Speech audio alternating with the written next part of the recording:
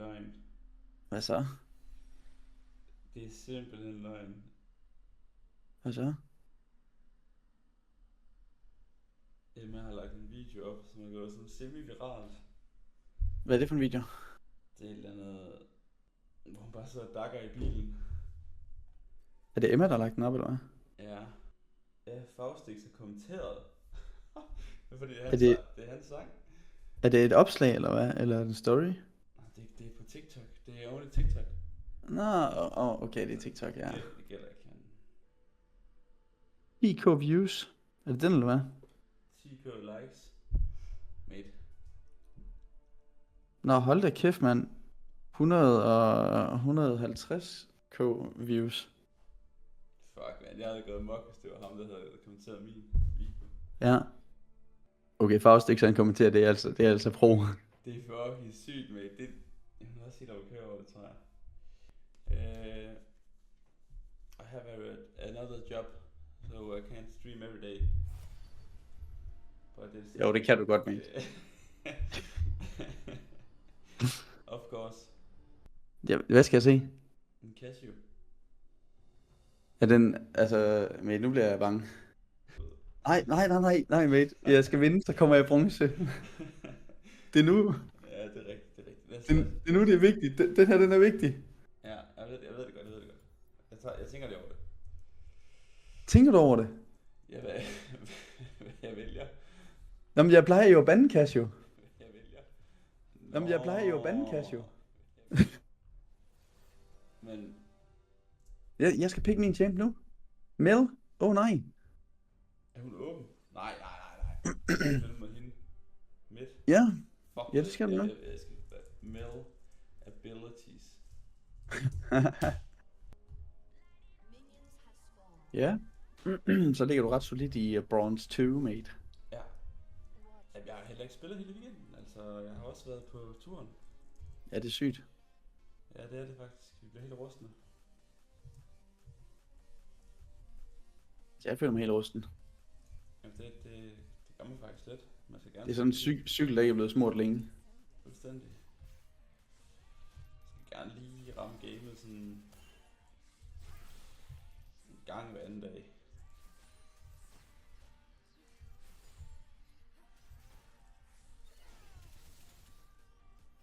Sheesh.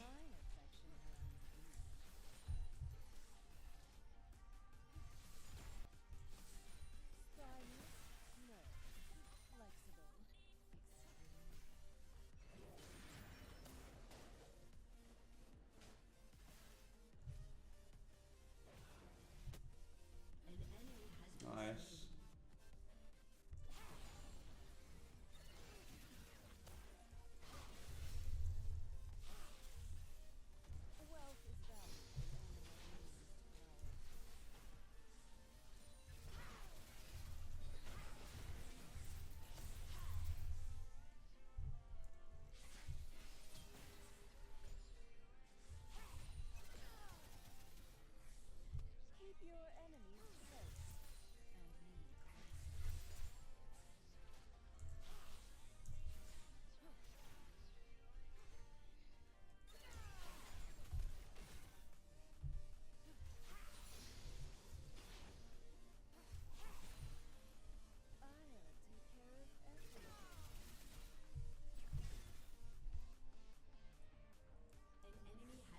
Okay.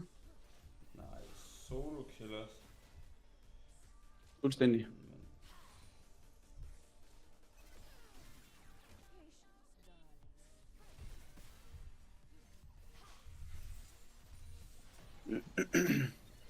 Han TP er nok top.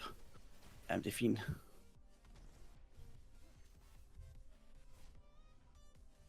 Ja, worth it, man. Now we're cooking. Så even CS +1. Okay. Du gør det også godt derinde, mand.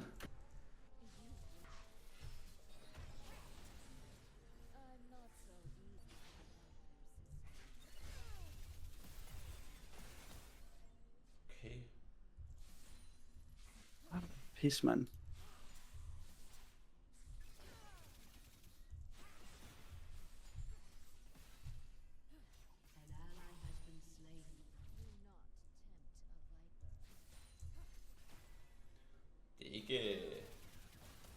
barnemad at spille med hende her midt.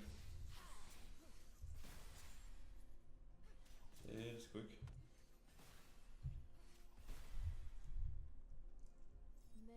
Er det ikke?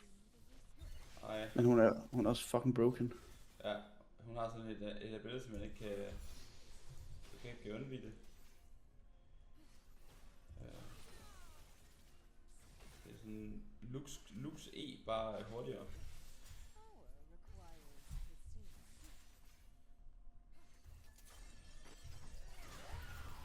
Færdig her måske. Jeg skal da meget ellers, så kunne vi godt have taget den.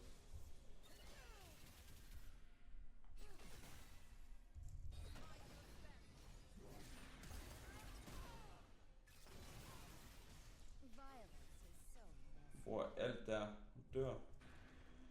Eller hun bruger sit ult.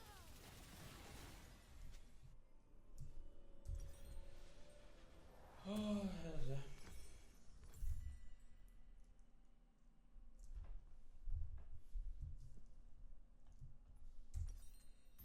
Ja, worth it, man. Så er vi klar til at flække ham nu. Røg det der. Det gør han så alligevel, altså.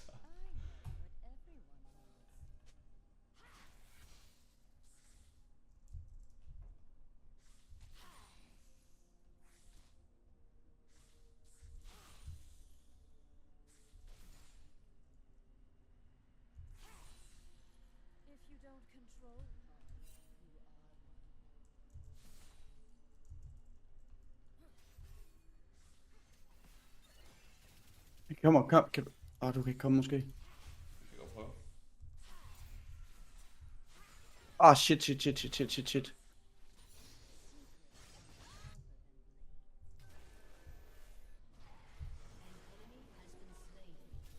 Fuck. Hvad laver jeg her?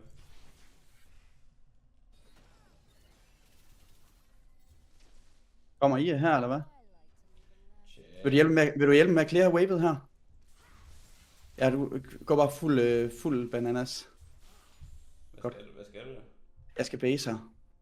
Jeg skal bare have wavet til at crash inden. Nå, det får jeg måske ikke, men det er også fint nok. Det er lige meget. Så pusher jeg det bare tilbage til mig. Hun er altså vild, hende der. Er hun crazy, eller hvad? Jeg synes bare ikke, hun har ikke noget sådan... Alligevel sammen bare så stærkt.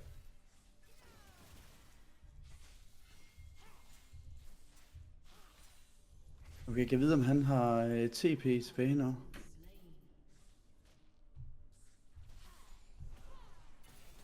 What? Det er da sygt.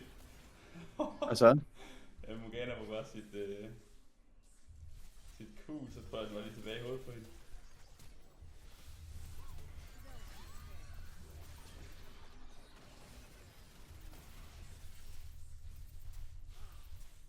Det skal meget.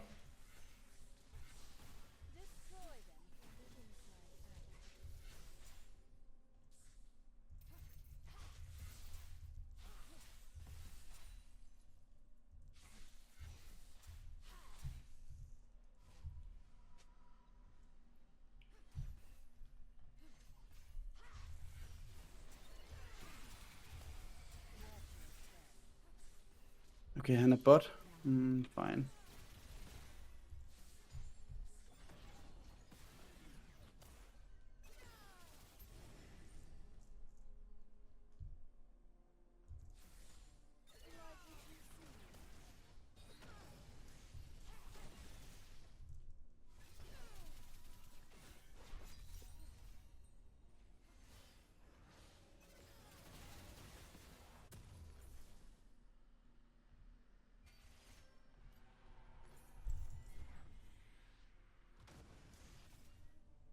Jeg har mistet top.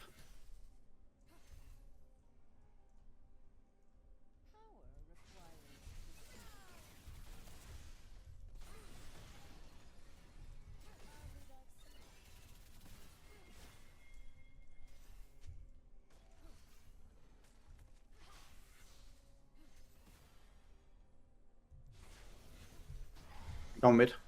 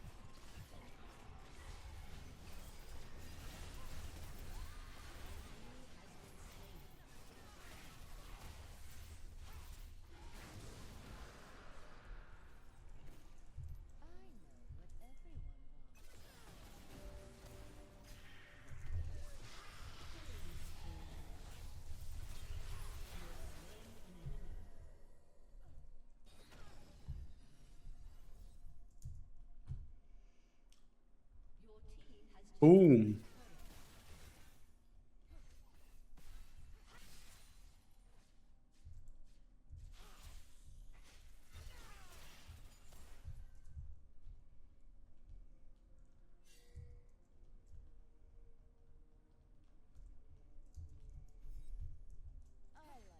Kan de finde på at tage Baron, eller... Nej, det kan de ikke. Den her med, den kan jeg sgu ikke holde.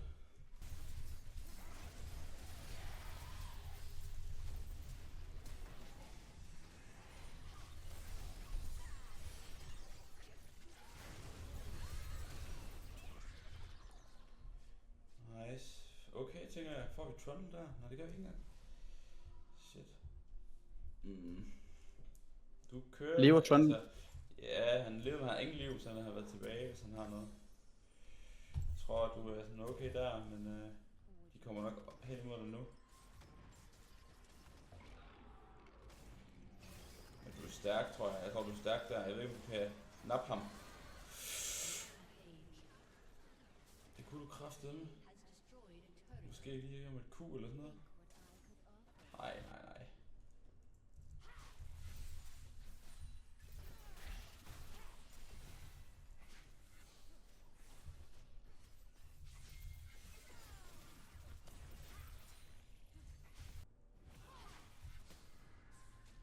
Nej, jeg fucked op nu.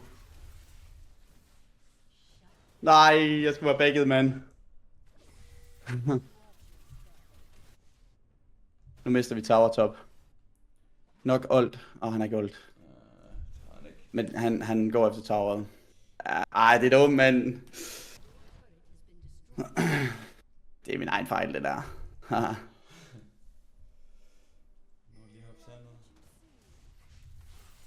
Han kommer der.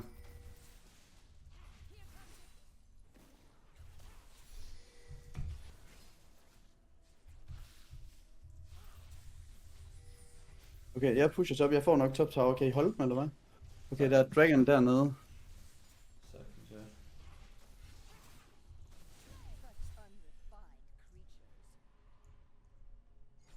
Går bare gå den der.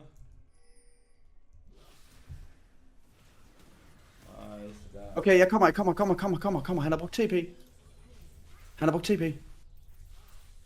Kom, dragen. De faktisk ikke på den. Hvad? Nej, vi går på den.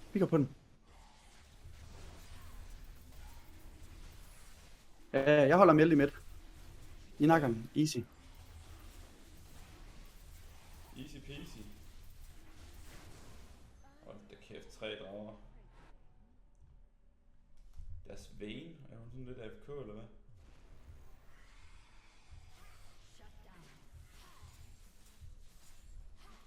Okay, vi skal holde top nu her, fordi Trundle han er deroppe. Ja, han går bare mok, han gør. Ja. Sådan, han er... Selvom han er 0-6, så kan han stadig være god. Ja, fordi han nakker turret så hurtigt. Ja. Jeg vil have den der Artican nu. Wow.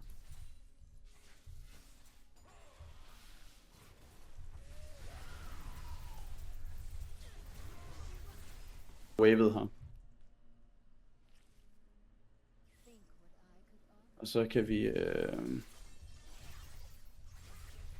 Er du ved at dø nu? Nej, easy. Vi har stadig push top. Så det kan godt være, at vi kan gøre noget nu her. Jeg kommer ned i bot til dig. Ja, du kan holde. Der er Briar.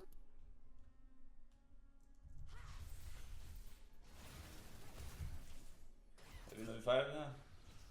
Ja, det kan vi sagtens. Okay, det kan vi måske ikke. Trundle, han smadrer bare top. Eller hvad? Nej, det gør han måske ikke.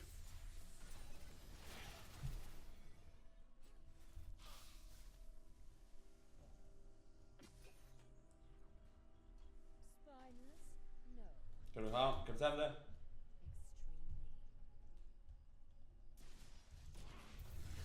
Nice, mate. Det er vigtigt, det er meget vigtigt. Ja. Vi burde Artican nu her. Jeg tager hende her. Der er 2 her. Er det det? Ja, Men vi skal ikke være herinde, fordi vi skal derop. Fucking shit show, altså. Det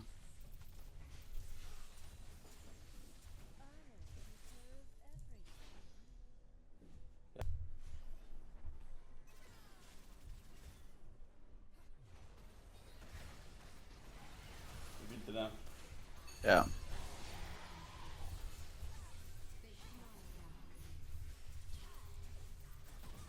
Trundle bagved.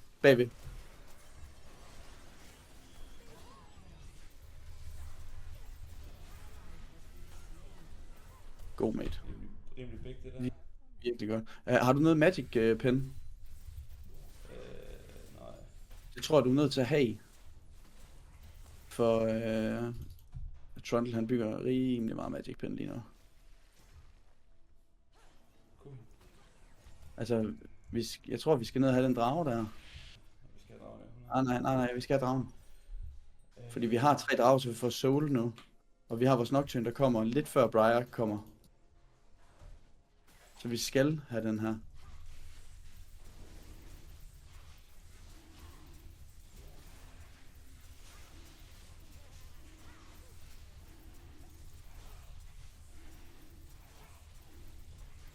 Ja, den er god, den her på den. Ja, lige præcis, mand. Jeg tror, jeg er nødt til at lige færdiggøre det her item. Ja. Jeg tror, jeg skal have... Du har ret. Også på den her. Hvor langt er du tilbage til TP? 100. Hvad? 100 sekunder. Okay.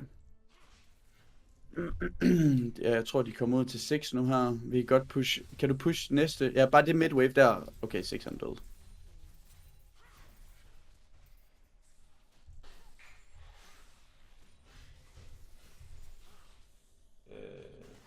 Øj, han eksploderede hende.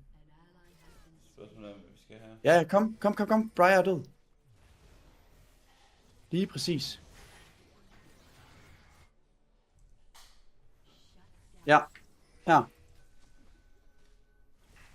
Det er vores nu. Vi skal bruge det, ja.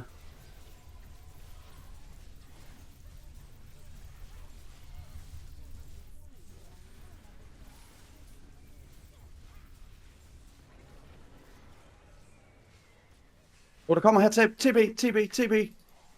Okay. TP, her. Jeg troede... Hvad fuck, jeg troede det var TP. What the fuck?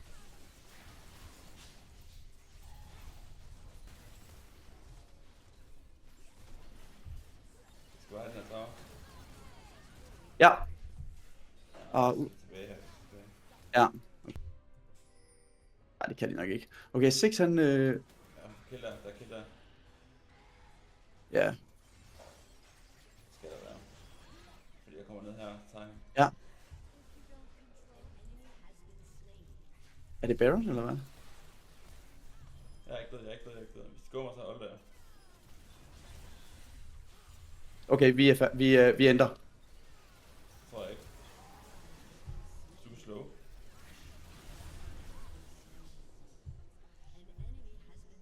Ja, vi ændrer. Tror jeg.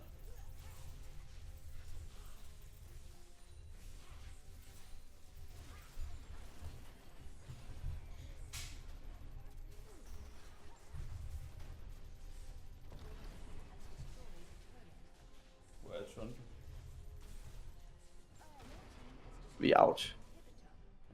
Skal man hente botten måske? Ja, jeg baser. Jeg tror, jeg er nødt til at base. Ej, jeg fortryder sgu lidt, at jeg købte det item der, mand. It is what it is.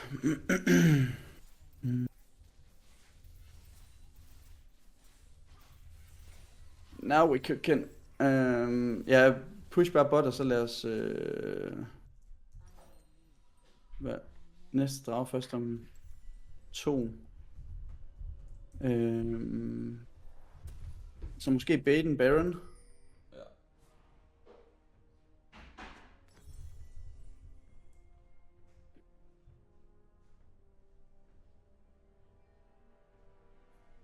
Eller hvad? Vi har soul, vi har det hele, altså. Ja. Vi har sådan... Vi skal bare pushe top og bot. Jeg tror, vi skal split push stadigvæk. Maybe. Bare midt. Løb herop, løb herop. Ja, man har ikke Løb opad, løb opad, løb opad. Så det går det der. Ej, Ja, hun er død.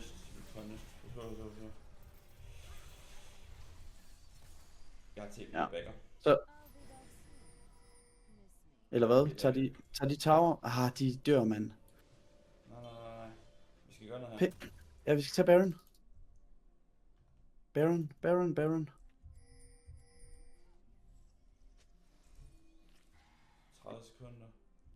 Altså, er deres Trundle FK? Det ved jeg ikke. Men måske. Har du TP, eller hvad? Ja. Kan du push midwavet?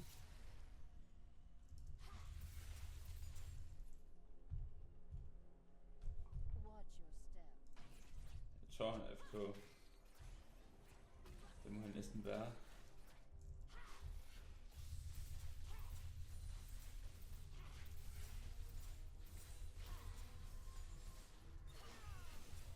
Den der, boom. Oh. Nej. Nå, det var game. Good job. Det er jo Trundle, han ikke med. Ja. Sådan er det.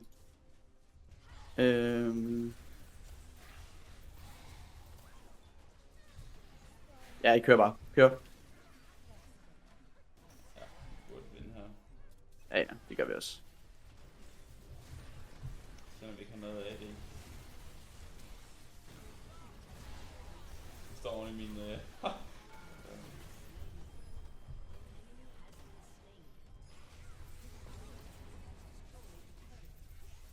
Nå, lad os bare komme ind til det der... GG will plates. GG. Jeg ved ikke, hvad jeg laver. Okay, mates.